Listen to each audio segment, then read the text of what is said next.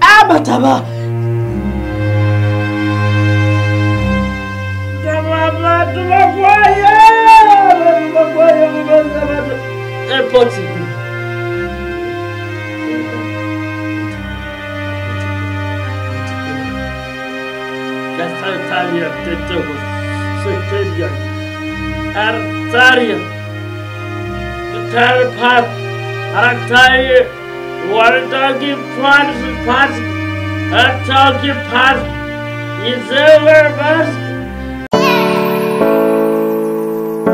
At Mimi's Glam, your beauty is guaranteed. We offer hair and makeup services for all ceremonies. We can also find you at your location. Contact us on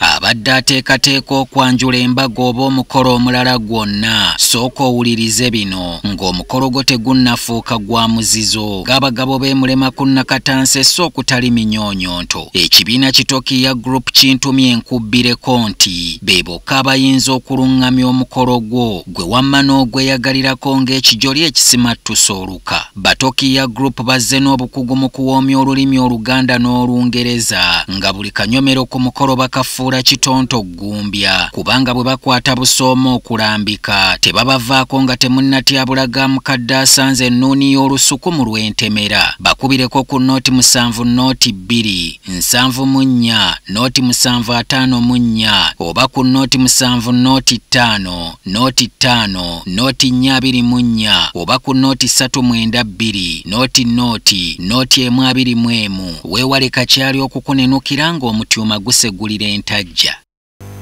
Weewaawo mbaaniriza nnyo olunaku olwaleero in special way mbabuuzaako nti bagamba oba Mukama yeebazibwe simanyi bwe ŋŋenda naye era tumwebaza kubanga ebirungi byatukoledde obulabe mwatuyisizza toyinza kubeera nga munnange obinyooma. Nate we are back in this new episode waneeno ku mukutu gwaffe gwa SK Media okwongera okulambulula ku nsonga ezimu eza mwoyo byonna nga bwe tuzze tubiraba. Omulundi ogwasembayo twaleeta emboozi y'omukyala Angel Kirunda ne mugyagala bangi era comments nga bwe nzize nzisoma abamu temwasooka kukkiriza abamu ne musooka ne muteekamu ebyokujeregerera. Waliwo ne yaŋŋamba nti nafuuka agent w'aba false prophets naye nenkugamba ojje naye simanyi oba wazze naye abazze ate ne muddamu ne munkubira essimu nga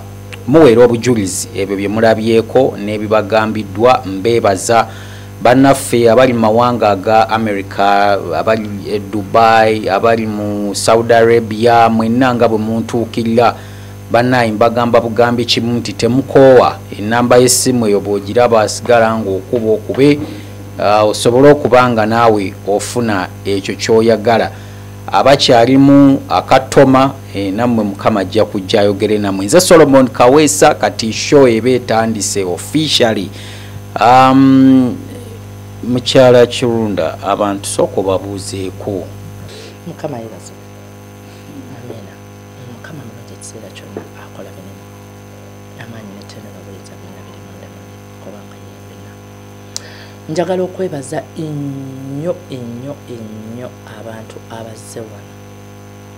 Abantu abazze wano toyinza nakubategeera. Era nkyebaza Mukama nnyo. Bebaleko ya ddoboozi. Buli atuuse wano afunye kyayagala era buli atuuse wano awulidde ku ddoboozi nga lyogera naye nga limubuulira ekyo kyaba ayagala okumanya oba kyayagala okutegeera. Era nenkwebaza mu linnya lya Yesu erisinga yonna mukulisoma mu linnya lya Yesu Mukama ayagala okukozesa akole binene kubanga tewali azze wano eno n'agamba buli avaawo yeewuunya kubanga Yesu mulamu ekiseera kyonna. Ngera tukyatambulira mu buufu obwo bwe bumu. Tuzze mwoyo alabiseeko wano. Nze mbadde mpuliriza nnyo ebigambo simanyi oba okyabijjukira mwoyo bw'amala okugenda. oyogedde nnyo ku bibamba ebijja disasters ezijja Katonda muligwa kugamba lwaki ayagala okutubonereza mu mbeera eyo kuba oyogedde ku mataba oyogedde ku muliro ebibuga bigwa amazzi gatandika okwamuka mu bbanga n'asooka kubeeza amataba esiyeyo bannange take Argentina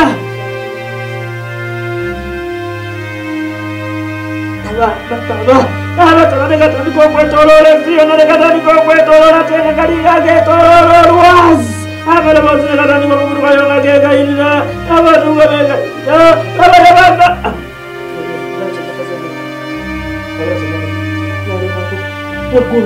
eggulu erigera nerikula nagamba ngenda tima yentulamu ebitundu bibiri ngenda tiyuza ebitundu bibiri nasooka kubaladdu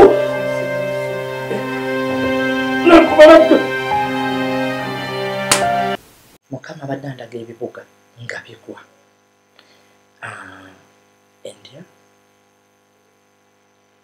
China, Japan, Korea naye okusinga Mukama abadde ayogera nnyo Portugal agamba nti nga alaga abantu nga tebalina kyakulya balinga bali ku street naye nga ate mwayitira Papa naye nga simanyi lwaki amuyita nze obubaka bwe mbufuna onjogera ekyo kyandaze India bwagiyuzaamu ebitundu bibiri oba musisi n'ayuuguuma bwe bati abantu ne bafa simanyi lwaki agenze nnyo India n'agenda e China Japan yo ensozi zibadde zigwa nga zigwira ddala nga ziyiika kati nga Mukama alaga ensi agyetoolozza amaanyi asobola okugisaanyaayo mu butikitiki naye nga Mukama agamba kwenenya ate bw'abadde ayogera e Roma abadde ayogera nnyo ku kyambalo ng'olaba abafaadha batambula bwe bati naye ng'ekyambalo kino kiraga ekyambalo kitukuvu naye abakyambadde munda baagala bafaanana ekyambalo kino nga kyandaga era ng'ayogera nnyo ku Papa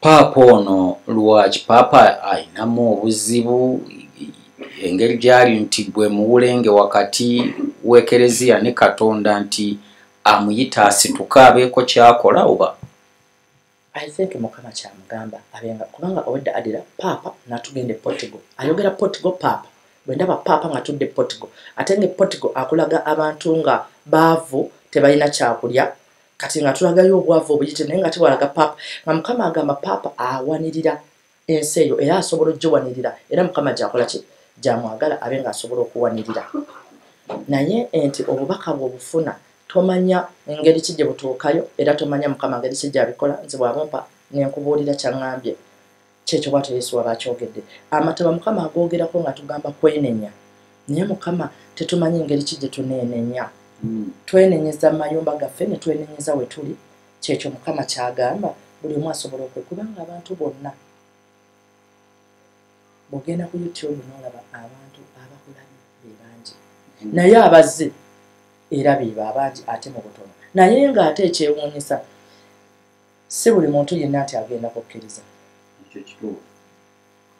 Yesu bwe yabawonya n'abagamba munaagenda mu mugga bwe munaamala okunaaba mwetukuze mujje omu ye yakomawo okwebaza Yesu ekikumi kyonna tekyakomawo oba bonna tebaakomawo mu linnya erya Yesu lisinga amannya gonna nti Mukama nti Yesu yakola ebyamagero yazuukiza Laazaalo bwe yazibula amaaso bonna baabiraba naye era bye bamukomerera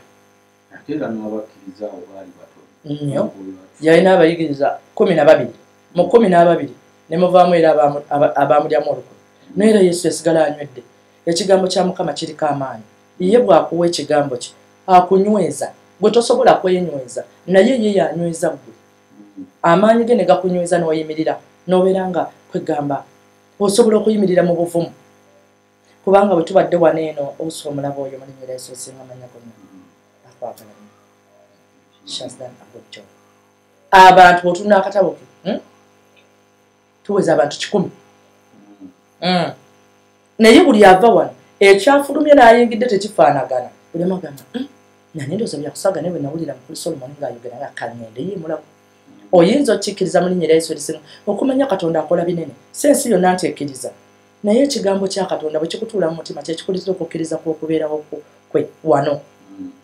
Waliwo yaddira ku ssimu nga just akutte essimu era yamusisinkana ng'atambulira ka vidiyo bw'ati n'akuba ekkoona mulago n'aweta n'akkirira era yasanga muwala we osuuma obwedda atambulira kono ki ekimutambuza kukkiriza. Yes, abasatu bwe bakkiriza abataano ne bakkiriza ekikumi bwe kigaana ekisa kya Mukama tulaba obwakabaka bw'eggulu nabajja ssomolwa kubanga Yesu asobola talemererwa. Yesu talemererwa. Erinnya lye ly'amaanyi. Abantu bali eyo babadde beebuuza ebibuuzo bingi. Naddala kati ku bannabbi be tulina omulembe guno manyi boddayo mu byawandiikibwa mulimu bannabbi be baagaana okukkiriza nga Jeremiah abantu baamugaana kuba nti bamuyita na prophet of doom olangirira bibi byokka. Katonda talinayo birungi byatulaga ensi eno byenaaba. Ebirungi biri mu Yesu kubanga yeye mulungi asinga mu balungi. Omanye ebirungi Yesu by'alina byatuwadde tukyassa emitima gikuba tulina obulamu tolina kyosobola kumusaba okuggyako obulamu ate obulamu weebuli kubanga twogera. Naye Mukama bw'atugamba bwe tutambulira mu bulimba mu kwegaana mu bintu ebyenjawulo ng'ebyo mu kutta mu byonna naye ate ekyewuunyisa asonyiwa talina gw'atasonyiwa ne bw'oba wakakola ekintu akusonyiwa. Naye olwokubanga Yesu ekisa kyamujjula n'okwagala n'amaanyi n'obuyinza talemererwa. Ye byonna. I'm not talking about Moses. I'm not talking about Jeremiah, Isaiah, Job. John. Siboogerako. Nze ndaba kibatu, kigere, nviiri, kyambalo, n'ayimirira n'ava mu ntaana. I'm talking about Jesus Christ. Yekka gwe ndaba.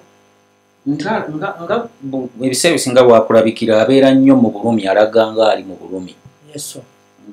Andaga ebibatu n'ebigere naye ekisa kye ekimujjudde kisumulula ekyo ekyeyolese. Mukama aba agamba nti oyo yenna ali mu mbeera ey'obulamu endwadde enkambwe zivunnama ewali Yesu. Ewali obulimba bivunnama.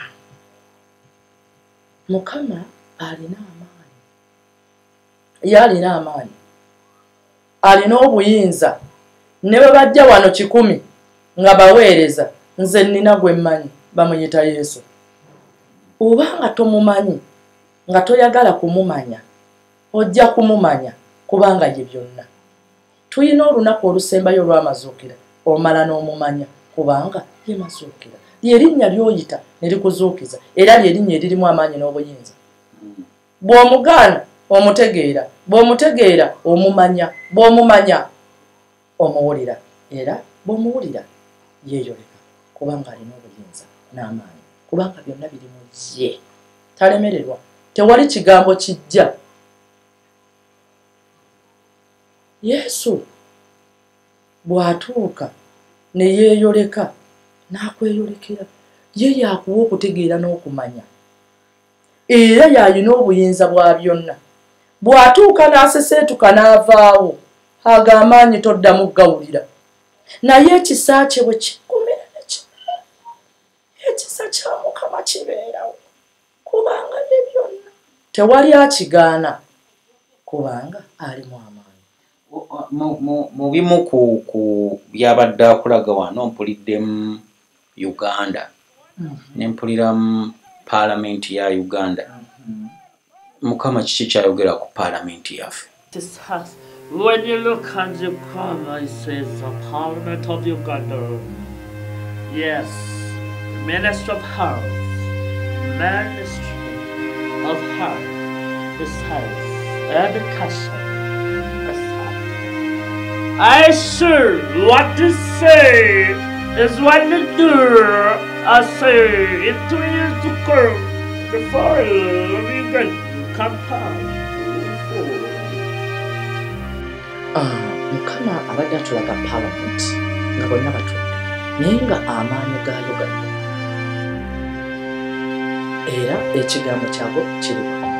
N'abuuza boogera byeboogera olaba ddala byeboogera byebalina okwogera era bikola era obiwulira. Nagamba within 2 years Mukama n'atulanga emyaka 2 egijja mu maaso okuva nakati, emyaka 2 ogujja n'obuddamu atuwadde Mukama ekisinga mu byonna.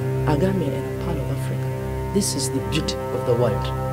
Agambye it is the beauty of the world. Bitono nnyo ebigisitula era bitono nnyo ebizibye abantu amaaso okubanga tebalaba bulungi bwabyo kubisitula. Agambye omukulembeze awulirize eddoboozi amanye obulungi obw'ebirungi ebiri omwo, bimusitule, bimugabirire, bimuwanirire olw'ekisa kya Mukama. Ebirungi bwe bijjula n'ayogera ku ppamba, ebirungi bwe bijjula n'ayogera ku mmwanyi, ebirungi bwe bijjula n'ayogera ku bibala, bisitula obulungi bw'ensi ne bigabirira ensi ne bimuwanirira mu bugabirizi, ensi zonna nga tazitunuddeeko, omukisa ne guddamu ne gutuula kubanga ye mukisa. Mukama amuwadde myaka 2 okubanga ekyasobola okukiraba. Yes, mulinnya lya Yesu. Era Mukama bw'akiwuliriza bw'agambye n'akitegeera n'akimanya, kisitula obulungi bw'ekyo kyayayaanira ensi okubanga ewaniriddwa mu mukisa kubanga Yesu mukisa. Waliwo wakugambidde nti wadde mpuliddemu ebigambo nga World Bank n'ogamba naye oba ndooza agenda kumulaga ekkubo something like that. Yes. Webale kubanga mubijja mu World Bank bwetuka fesente yaffe eri wansi nnyo. Ne Mukama atulaze ng'ebirungi ebimwetoolodde ebiri mu nsi ennungi eyo bijjayo omukisa. Yesu n'asitula n'awanirira ne bitambula amawanga gonna n'agabirirwa kubanga ebirungi biri wano. Yene ensi ejjudde ebirungi ebisinga era Mukama abitunuulire abirabe obulungi bwabyo. Yesu amuwanirira amugabirire. Singa abatawuliriza ddoboozi lino omanyi oluusi abakulembeze abo bamanyi okubanga abali mu byawandiikibwa oli n'akakanyaza omutima. Ajja biwulira. Omanyi lwaki ajja biwulira? Amwagala, ayagala Yesu. Singa tayagala Yesu, singa ekibi akiyingiza mu nsi. Bamanyi okukakanyala abakulembeze. Bulungi nnyo ayagala Yesu. Singa tayagala Yesu, singa ekibi akiyingiza mu nsi. Naye bw'aba tasobola yingiza kibi, alina amagezi n'okutegeera n'okumanya kubanga Katonda ye byonna. Ye Yesu ekibi ekyo ekigenda otusuula mu bwavu olw'okutuma ssente atwogerako kyawo twakoze bulungi nnyo nnyo nga tugenda kwavuwala enti Yesu ye bugagga. Endwadde bwe zitambula amawanga emitima tusigala tukuba ng'emitima gyaffe gikuba. Uganda osanga ensi endwadde enkambwe nga zonna zivunama ne zeetooloola amawanga neewangulira mu bwavu. Tuyina obulamu kubanga Yesu mulamu ate mulungi wa kisa. Atulaga bwavu maaso eyo atulaga tunaabaawo tunaayimirirawo. Tugenda kuyimirirawo olw'ensonga kubanga atugambye era ye magezi. Nina soogera bintu bino mbuno mbijja mu bwongo bwange kubanga Yesu yayogera atugambye ebirungi byatuwadde era ebiriwo bwe bugagga obuliwo. Abantu abatera okukulumulukuka okujja wano kiki kyanjawulo ki kye bagamba kye balabyewo ku bifo bye bazze batambulamu? Amiina kitiibwa.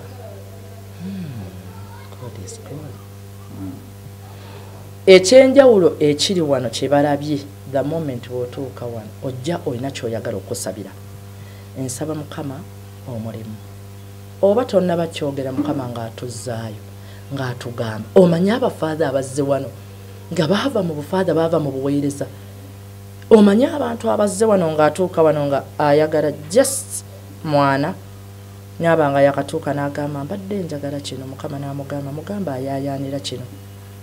Wano Yesu ayogera tewali avudde wano nga si musanyufu. Yesu ayogera kyekyo ekirabo kyatuwadde wano ayogera akubuulira ekyo ddala ky'oli oba ekyekwese gy'oli oba eri maama oba taata. Yesu n'akijjayo mu bulambulukufu bwakyo n'akubuuza mami enjo okitegedde otya ne mugamba bamuyita Yesu yakyogedde ne bafa wano nga bamativu. Nkyalina ebibuuzo bingi nnyo ku nkolagana n'Ekereziya. Lwe twavaawo information gye nafuna eyo babwana mukulu tebalinnyangako wano, babiri balambe, yasooka neyagenda, Ssaabakristu yekka ye yajja. Kati ki ekikyuseewo wano mu nkolagana n'Ekereziya? n'Ekereziya tewali kikyuseewo era sirina kyenyinza kugamba nti kino kikyuseewo. Kyemmanyi kimu, Yesu yali wano nti Mukama bw'ayimirira n'ayogera n'aleeta omukisa n'ayogera. Omanyi Yesu akola ebinene n'atuuka mu budde obutuufu mu kiseera w'otamusuubirira n'ayogera asinga ebirala byonna. Naawe kennyini owulira tewali agadde kubanga okolagana n'Ekereziya oba kuba nti tebannajjoke babeereyo? Yesu ye Kereziya. Yes, Yesu ye Kereziya. Era okubeerawo kwe kutuula mu mitima egy'abo abayaaya n'ekigambo kye n'okubeerawo kwe ne babeerawo. Kubanga Yesu w'abeerawo tewali kitasoboka, era bw'abeerawo tewali kitaggwa. Bw'abeerawo ekisa kye kimala ne kisituka ne kyakisa ensi, ebirungi by'eggulu ne byeyoleka ne batuuka. Abantu nga ow'obusobozi baali bawereddwa ekirabo nga gwe Mwoyo kye yakuwa, naye bye tuwulira Kereziya ndowooza n'etabafaako nnyo okukkakana nga tubalabanga abantu ababuze gye baalaga, abafunye abagoberezi baabwe ne batuula eyo. Kereziya bw'etaakufeeko abantu nno bino bye baŋŋamba nkubuuze, toofundikire ng'abo. Yesu talemererwa.